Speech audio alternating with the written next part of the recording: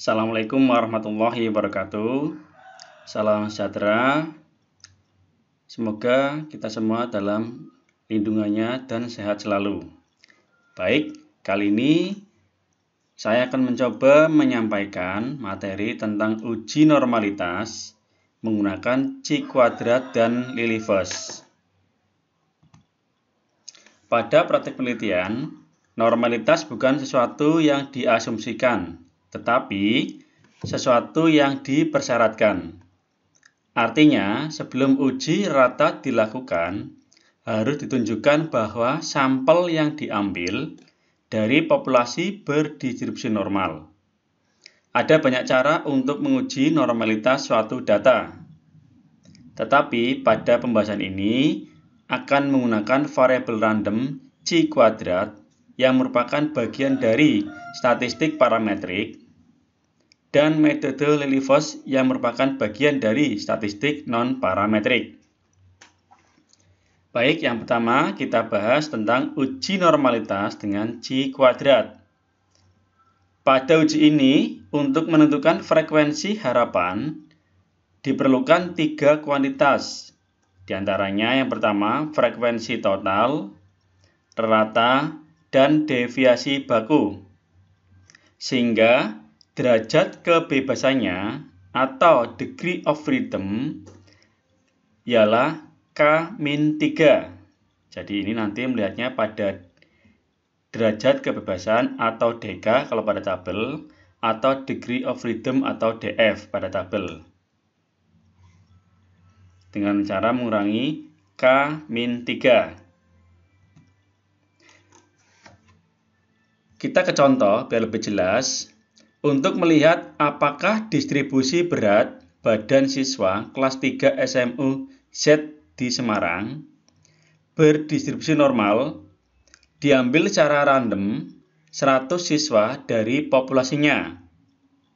Berat badan mereka ditampilkan dalam tabel distribusi frekuensi berikut. Ini ada keterangan berat badan 100 siswa kelas 3 SMU, ada berat badan dan ada frekuensi. Di mana untuk berat badan 60-62 ada 5, untuk berat badan 63-65 ada 18, untuk berat badan 66-68 ada 42, untuk berat badan 69-71 ada 27, dan berat badan untuk 72-74 kg ada 8. Dengan mengambil alfa 5%, apakah sampel tersebut berasal dari populasi normal? Jadi pada permasalahan ini, yaitu pada berat badan 100 siswa, ingin dicari apakah dia berasal dari populasi normal atau tidak normal. Baik, kita selesaikan bersama-sama. Pertama, kita tentukan dulu hipotesisnya. Untuk H0 di sini, sampel berasal dari populasi yang berdistribusi normal. Nah, satunya, sampel tidak berasal dari populasi yang berdistribusi normal. Yang kedua, diketahui alfanya yaitu 5% atau 0,05. Kemudian yang ketiga, statistik uji yang digunakan yaitu C kuadrat sama dengan sigma OI dikurangi EI dikuadratkan dibagi dengan EI, di mana I-nya dari 1 sampai K. C kuadrat ini bernilai yaitu K-3. Di sini ada keterangannya, ini C kuadrat. Kemudian OI di sini merupakan frekuensi amatannya. EI merupakan frekuensi data yang diharapkan. Jadi sekali lagi, C kuadrat sebagai lambang seperti ini, OI sebagai frekuensi amatan, EI sebagai frekuensi data yang diharapkan. Kita hitung, misalnya X adalah titik tengah kelas dan F adalah frekuensi. Jadi di sini saya buat tabel bantuan namanya tabel kerja untuk menghitung rata dan deviasi baku. Pertama kita tentukan dulu nilai X atau titik tengah dari masing-masing kelasnya. Kita lihat secara bersama-sama. Nah, kita cari titik tengahnya dengan cara kita lihat berat badan antara 60 sampai 62, berarti titik tengah yaitu 61. Kemudian titik tengah dari 63 sampai 65 yaitu 64. Kemudian titik tengah dari 66 sampai 68 yaitu 67. Kemudian titik tengah dari 69 sampai 71 yaitu 70. Kemudian titik tengah dari 72 sampai 74 yaitu 73. Sehingga titik tengahnya kita peroleh 61, 64, 67, 70, 73. Jadi ini cara mencari titik tengahnya. Kita kembali lagi ke presentasinya. Jadi ini sudah saya tentukan dari hasil tadi untuk titik tengahnya 61, 64, 67, 70, 73. Frekuensi yang diketahui yaitu 5, 18, 42, 27, 8. Jumlah total frekuensi yaitu 100. Kemudian kita kalikan frekuensi dengan titik tengahnya atau F kali X. Sehingga 61 kali 5 sama dengan 305. 64 kali 18 sama dengan 1152. 67 kali 42 sama dengan 2814. 70 kali 27 sama dengan 1890. Dan terakhir, 73 kali 8 sama dengan 584. Kemudian kolom berikutnya, nilai tengah tadi kita kuadratkan atau X kuadrat. Jadi 61 dikuadratkan hasilnya 3721. 64 dikuadratkan hasilnya 4096. Sampai data terakhir yaitu 73 kita kuadratkan hasilnya 5329. Kemudian kolom berikutnya yaitu frekuensi kalikan X kuadrat atau nilai tengah yang dikuadratkan. Sehingga F kali X kuadrat kita peroleh masing-masing 5 kali 3721 yaitu 18.605. Kemudian 18 kali 4096 hasilnya 73.728. Sampai data terakhir yaitu 8 kali 5.329 hasilnya yaitu 42.632. Nilai Fx kuadrat ini kita jumlahkan, kita peroleh sigma Fx kuadratnya yaitu 455.803. Setelah kita peroleh data bantuan dengan menggunakan tabel ini, kita cari rata-rata dan simpangan bakunya. Di sini X bar dan S kuadrat, kita mencari simpangan baku melalui varian yaitu S kuadrat dengan rumus sebagai berikut.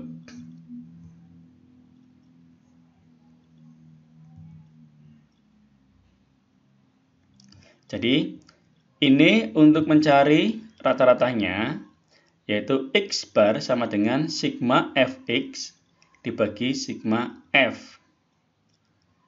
Sehingga kita peroleh X bar sigma Fx, berarti di sini jumlah dari perkalian Fx yaitu 6745 dibagi dengan jumlah dari frekuensinya yaitu 100. Sehingga kita peroleh sama dengan 67,45. Jadi ini merupakan rata-rata hitungnya atau minnya. Kemudian untuk mencari S-nya, kita gunakan rumus dari varian, yaitu S kuadrat sama dengan sigma F kali sigma Fx kuadrat dikurangi sigma Fx dikuadratkan dibagi dengan N kali N min 1. Jadi rumus ini rumus varian dengan data atau sampel yang lebih dari 30. Kita kembali ke perhitungannya. Sehingga kita masukkan jumlah frekuensinya 100 kali jumlah Fx kuadratnya yaitu 455.803 dikurangi jumlah Fx-nya yaitu 6.745 kita kuadratkan dibagi N 100 kali N min 1 sehingga 100 kurang 1 99 sehingga kita peroleh 85.275 dibagi 9.900 sehingga kita peroleh hasilnya sama dengan 8,614. Ini nilai variannya. Untuk mencari simpangan bakunya cukup kita akarkan sehingga S sama dengan akar 8,614 sama dengan 2,93. Jadi deviasi bakunya atau simpangan bakunya hasilnya yaitu 2,93. Sekali lagi, untuk mencari simpangan baku atau deviasi baku, kita bisa dengan cara mencari variannya, kemudian kita akarkan hasil dari varian tersebut. Baik, sekarang kita sudah memperoleh rata-ratanya atau X-bar-nya dan deviasi bakunya atau S-nya. Kita lanjutkan di tabel bantuan berikutnya. Saya namakan tabel kerja untuk menghitung frekuensi harapan. Di sini kita manfaatkan tepi kelasnya, baik bawah ataupun atas. Yang pertama di sini kita lihat bahwa datanya, kita lihat bersama-sama.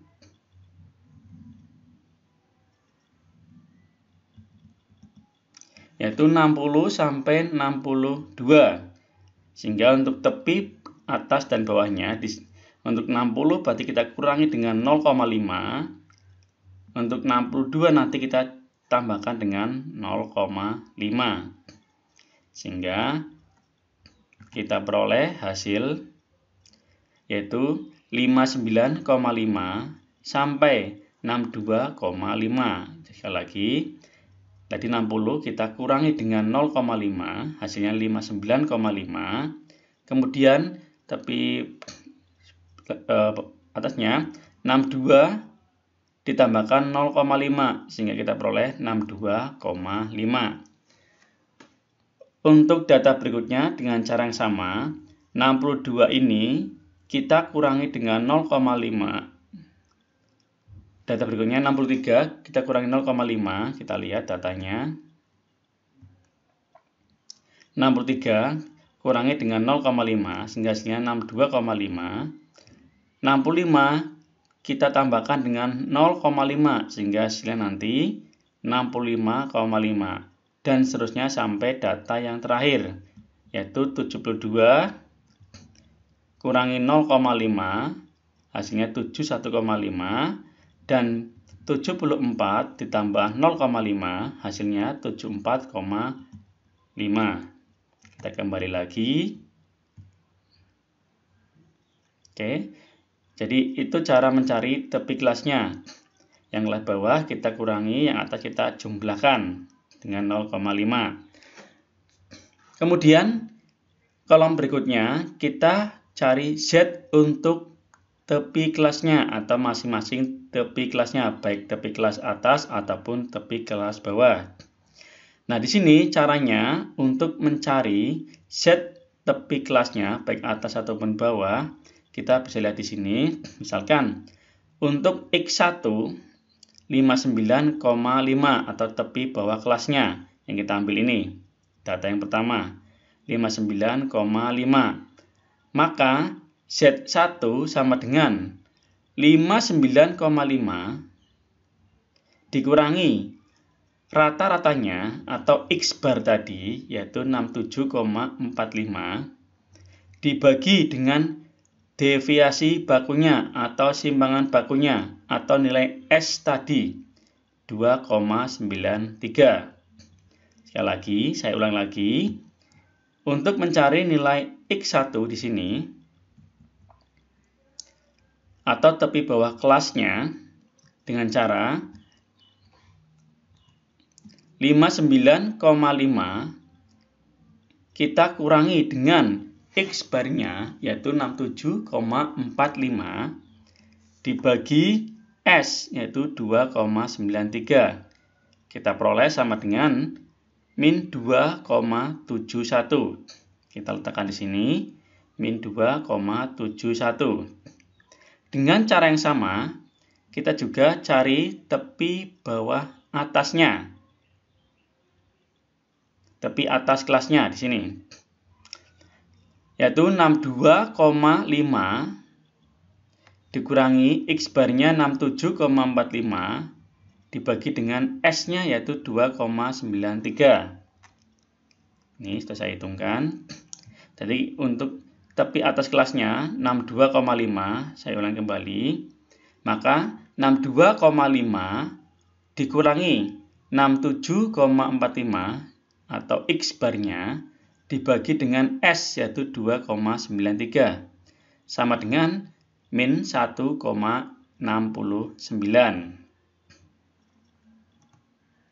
Kita tulis di sini min 1,69. Dengan cara yang sama untuk data yang kedua yaitu 62,5 dikurangi X barnya yaitu 67,45 dibagi S-nya 2,93, hasilnya min 1,69.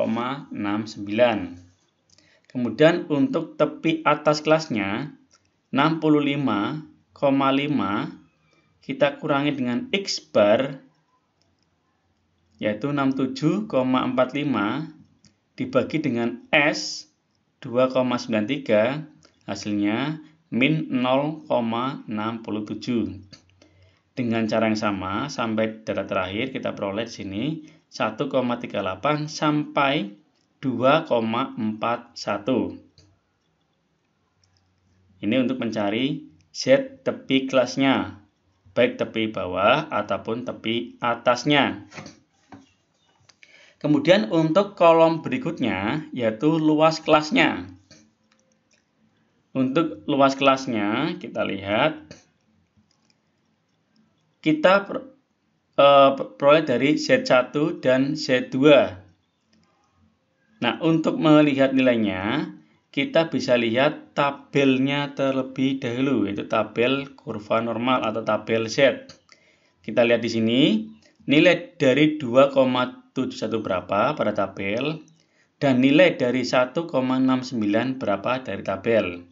Oke, yang pertama kita lihat dulu nilai 2,71 terlebih dahulu pada tabel. Kita lihat bersama-sama.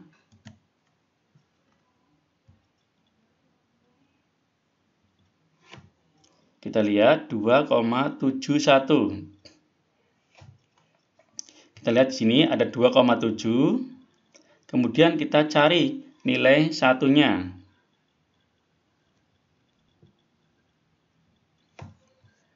Nah, ternyata di sini 1. Sehingga kita turun ke bawah sampai dapatkan di 2,7. 2,7 kita tarik ke kanan, dapatkan hasil 0,4966. Kita kembali ke presentasi bahwa hasil 2,71 ini yaitu 0,4966. Jadi ini luasnya tadi dikurangi 1,69. Jadi dikurangi 1,69. Kita cari pada tabel lagi dengan cara yang sama, kita bersama-sama. 1,69. Saya perbesar sedikit. Kita lihat 1,6. Kemudian kita tarik ke kanan sampai di angka yang atasnya 9. Nah, di sini kita temukan perpotongannya. Dapatkan hasil 0,4545. Kita tulis di sini 0,4545 sehingga hasilnya 0,4966 dikurangi 0,4545 yaitu 0,0421. Kita tulis di sini 0,0421. Sekali lagi saya ulangi caranya. Untuk mencari luas dari 2,71 dengan 1,69 kita bisa lihat pada tabel kurva normal. Untuk 2,71 kita lihat bersama-sama lagi. Kita lihat, kita cari 2,7. Nah ini 2,7 tarik ke kanan dan yang satu yang di atas tarik ke bawah. Kita peroleh hasilnya 0,4966. Kemudian yang 1,69 kita cari 1,6 tarik ke kanan sampai di angka yang atasnya 9. Nah ini. Atau dari 9 tarik bawah sampai di angka 1,6. Kita peroleh 0,4545. Kita kembali lagi. Sehingga di sini nilai dari 2,71 yaitu 0,4966 dikurangi nilai dari 1,69 pada tabel yaitu 0,4545. Hasilnya yaitu 0,0421. Dengan cara yang sama, kita peroleh 0,2059, 0,3892, 0,2759, 0,0758. Ini untuk luas kelasnya. Kemudian untuk mencari frekuensi harapan, dari luas kelas yang diketahui ini, kita kalikan dengan jumlah datanya N-nya 100. Sehingga 0,0421 kali 100, yaitu 4,21. 0,2059 kali 100, 20,59. 0,3892 kali 100, 38,92, 0,2756 kali 100, yaitu 27,56, 0,0758 kali 100, yaitu 7,58. Inilah nilai frekuensi harapannya. Kemudian untuk frekuensi amatan, itu kita ambilkan pada frekuensi yang awal tadi, yaitu 5, 18, 42, 27, dan 8. Jadi sekali lagi, untuk frekuensi amatan kita ambilkan pada frekuensi yang data, yaitu ini 5, 18, 42, dan 8.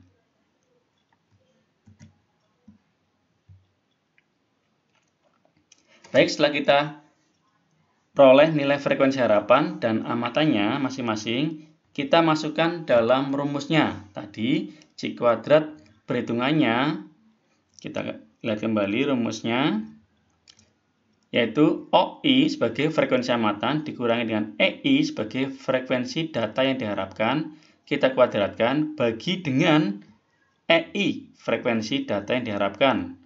Dari data yang ke I sampai ke K. Kita kembali lagi. Sehingga di sini 5 dikurangi 4,21 kuadrat dibagi 4,21. 5 sebagai frekuensi amatan, 4,21 sebagai frekuensi harapannya. Ditambah data yang kedua yaitu 18 kurangi 20,59 kuadrat dibagi 20,59 ditambah 42 dikurangi 38,92 kuadrat dibagi 38,92 ditambah 27 kurangi 27,56 kuadrat dibagi 27,56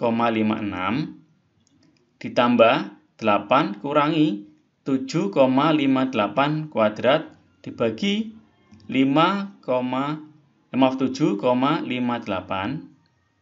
Hasilnya masing-masing sama dengan 0,148 ditambah 0,326 ditambah 0,244 ditambah 0,011 ditambah 0,023 sehingga total sama dengan 0,752. Jadi C kuadrat hitungnya kita peroleh yaitu 0,752. Kemudian kita ke daerah kritisnya. Di sini ada V ataupun DK ataupun DF yaitu dengan ketentuan K-3. Di data tadi ada 5 data, 1, 2, 3, 4, 5 sehingga K-nya 5 dikurangi 3 sama dengan 2. Jadi C kuadratnya pada tabel kita melihatnya pada 0,05 dengan DK-nya atau DF-nya atau V-nya yaitu 2. Jadi C kuadrat dengan alfa 0,05 atau 5% dan V-nya atau DK-nya atau DF-nya itu 2. Kita lihat bersama-sama di tabel, namanya tabel C kuadrat. Oke, kita lihat bersama-sama di tabel C kuadrat. Ini tabel C kuadratnya. Saya perbesar sedikit. Nah, tadi diketahui K-3-nya yaitu 2 atau 5 kurang 3 kemudian 2 atau datanya tadi di sini saya tabelnya langsung dengan N-nya bukan DF-nya. Tadi datanya ada 5. Tarik ke kanan sampai di 0,05.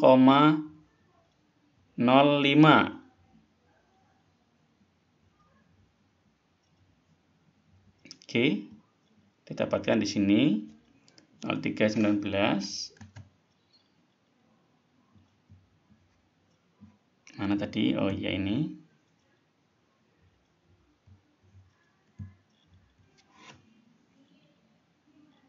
Oke, ini datanya.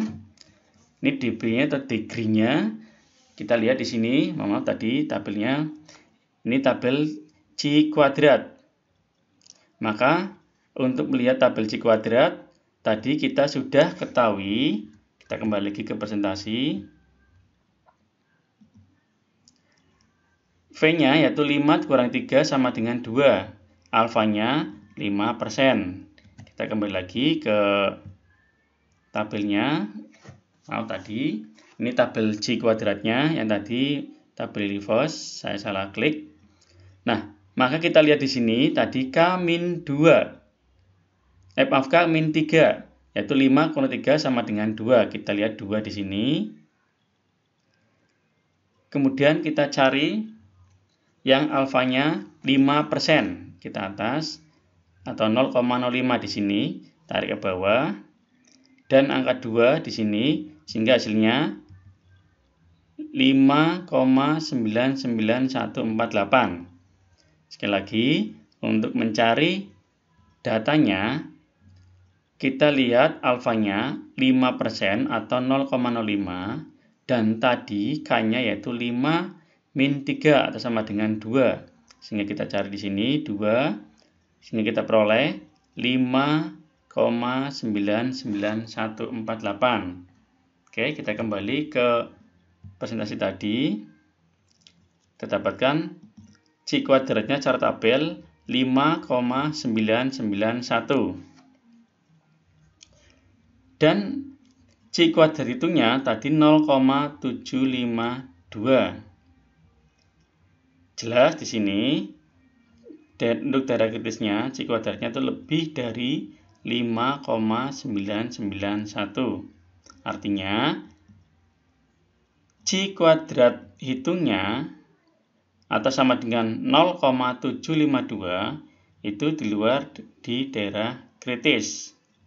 Sehingga keputusannya H0 diterima. Atau kesimpulannya populasinya berdistribusi normal. Baik, kemudian yang kedua, uji normalitas dengan metode Lilliefors. Uji normalitas dengan metode Lilliefors digunakan apabila datanya tidak dalam distribusi frekuensi data bergolong atau berkelompok. Pada metode Lilliefors, setiap data XI diubah menjadi bilangan baku ZI dengan transformasi ZI sama dengan XI dikurangi X bar dibagi dengan S, yaitu ini data ke 1, 2, dan seterusnya, dikurangi rata-ratanya atau X bar dibagi deviasi bakunya atau simpangan baku atau S.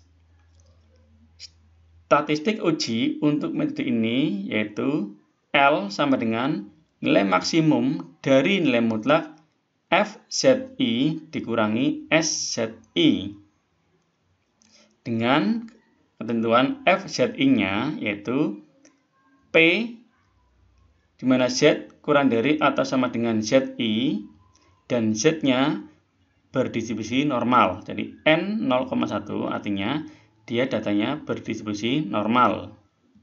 Kemudian SZI-nya yaitu proporsi cacah dari Z kurang dari atau sama dengan ZI terhadap seluruh nilai Z. Sebagai daerah kritis untuk uji ini ialah L di mana L lebih besar dari L alfa N, dengan N adalah ukuran sampel, L simbol dari Lilliefors.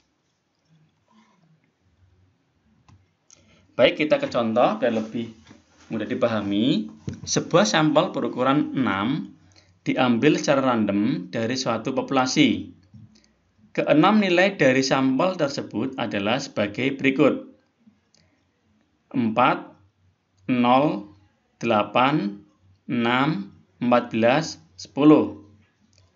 Dengan mengambil alfa 5% atau 0,05, ujilah hipotesis yang mengatakan bahwa sampel tersebut berasal dari populasi yang berdistribusi normal. Langkah pertama di sini kita tentukan hipotesis terlebih dahulu. Untuk H0, sampel berasal dari populasi yang berdistribusi normal. Untuk H1-nya, sampel tidak berasal dari populasi yang berdistribusi normal. Alfanya diketahui yaitu 5% atau 0,05. Statistik yang digunakan yaitu L atau Lilliefors sama dengan nilai maksimum dari selisih FZI dengan SZI. Kemudian perhitungannya di sini dari data di atas diperoleh jumlah X-nya atau jumlah datanya yaitu 42 dan jumlah datanya atau X kuadrat setiap data yang dikuadratkan sama dengan 412. Atau saya lebih perinci lagi,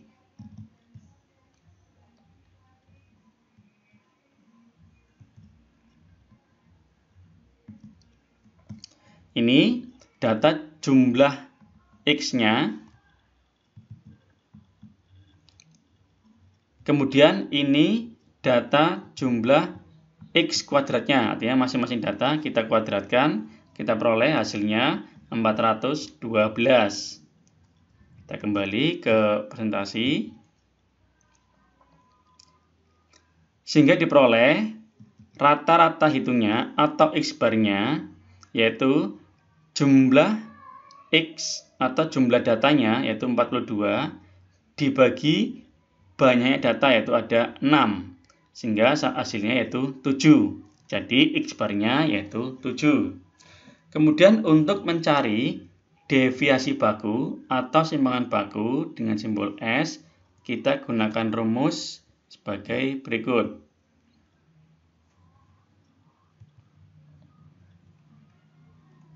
Oke, ini untuk mencari simpangan bakunya. S sama dengan akar N kali sigma X kuadrat dikurangi sigma X dikuadratkan dibagi N kali N min 1. Jadi kita gunakan rumus ini.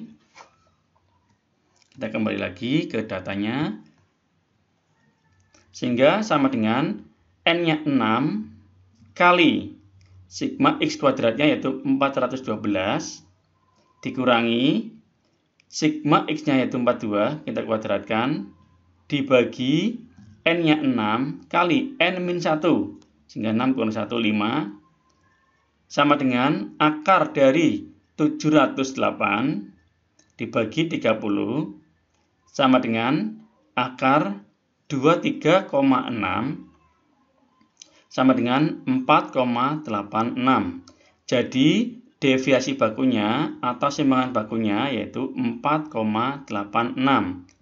Dan rata-rata hitungnya atau X-barnya yaitu 7.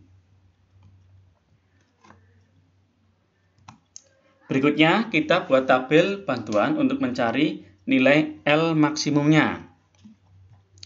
Ini XI atau datanya 0, 4, 6, 8, 10, 14. Saya urutkan dari yang terkecil. Kemudian kita rubah ke dalam bentuk Z-nya dengan cara ZI sama dengan XI dikurangi X-barnya yaitu 7 dibagi S sama yaitu 4,86. Jadi masing-masing kita masukkan 0 dikurangi 7 dibagi 4,86. Hasilnya negatif 1,44. 4 dikurangi 7 dibagi 4,86. Hasilnya min 0,62.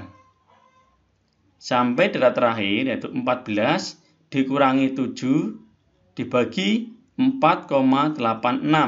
Hasilnya 1,44. Kemudian ke kolom berikutnya yaitu kita mencari nilai FZI. Nah, di sini sudah ada catatan.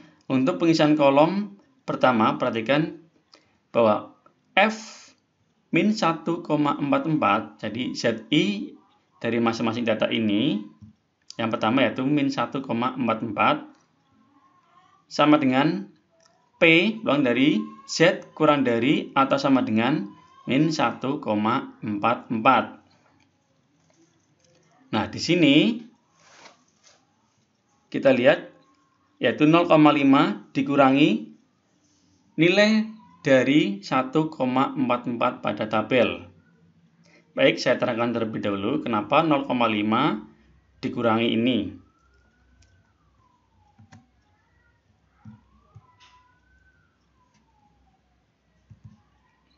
Oke, kita lihat kurva normalnya. Ini kurva normal dari min tahingga sampai plus tahingga. Nilai 0 ini yaitu mu-nya atau rata-ratanya. Kemudian nilai dari data paling kiri sampai data paling kanan itu sama dengan 1. Sehingga kalau kita bagi 2, masing-masing kanan dan kiri, nilainya 0,5. Oke, saya beri data dulu.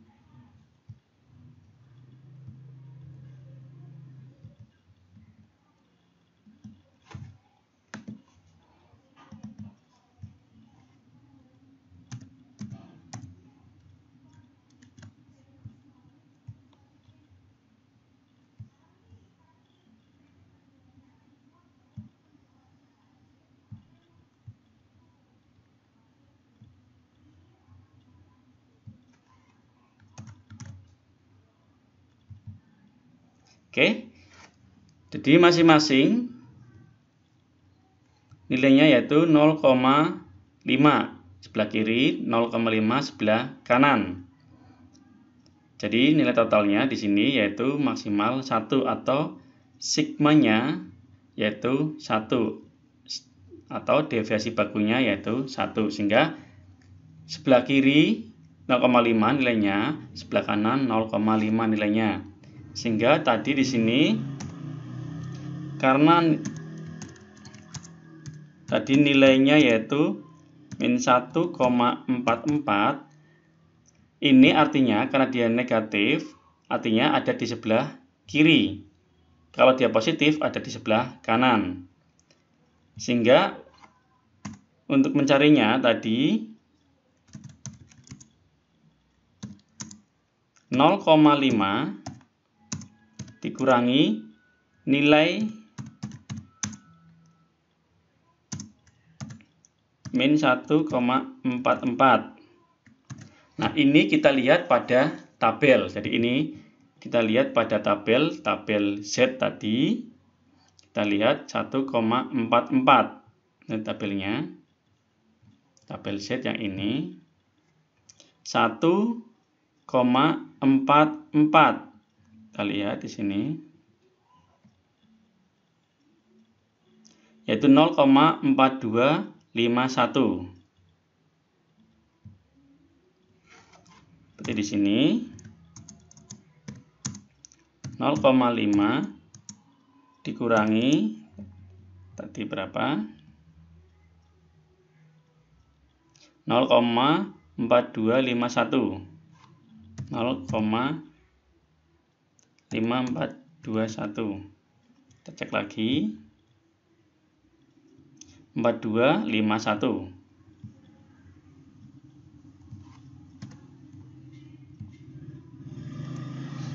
Oke, itu cara mencarinya. Sehingga kita peroleh di sini yaitu 0,0749. Kita letakkan di sini 0,0749. Data yang kedua dengan cara yang sama, berarti 0,5 dikurangi nilai dari 0,06. Kita peroleh hasilnya 0,2676 sampai data terakhir kita peroleh 0,9251. Kemudian SZI-nya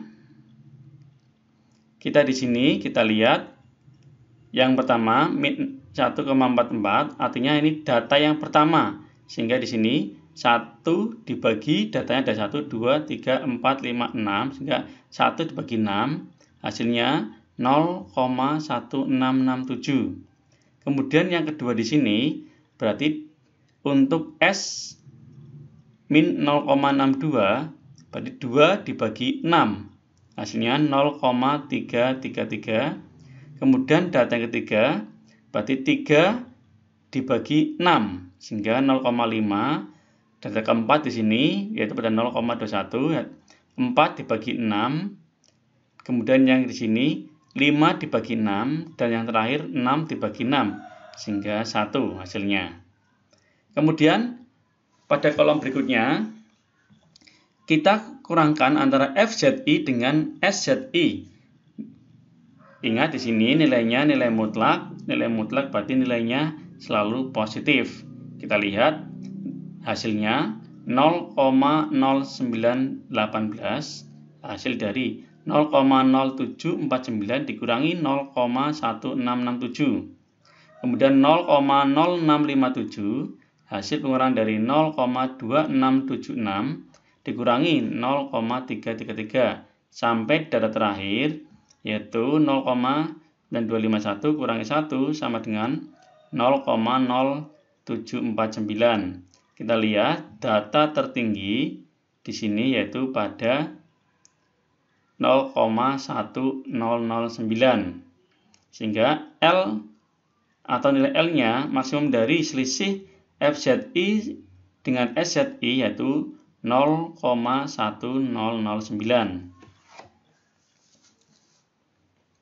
Kemudian kita lihat daerah kritisnya pada tabel dengan alfanya 5% dan datanya ada 6, kita lihat pada tabel relievers tadi, ini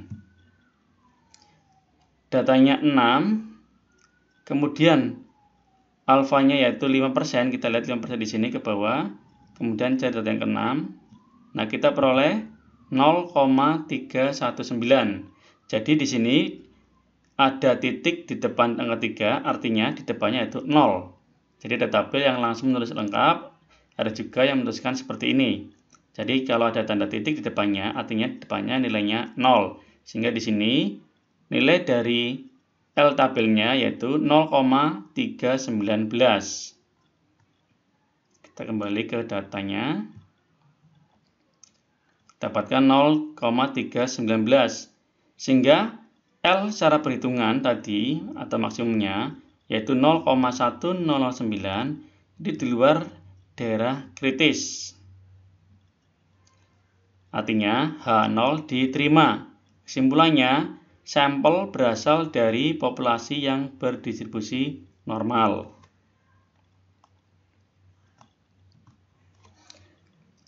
Baik, saya kira ini yang bisa saya sampaikan terkait uji normalitas menggunakan C kuadrat dan Lilliefus. Semoga materi ini bermanfaat dan bisa dipahami dengan mudah.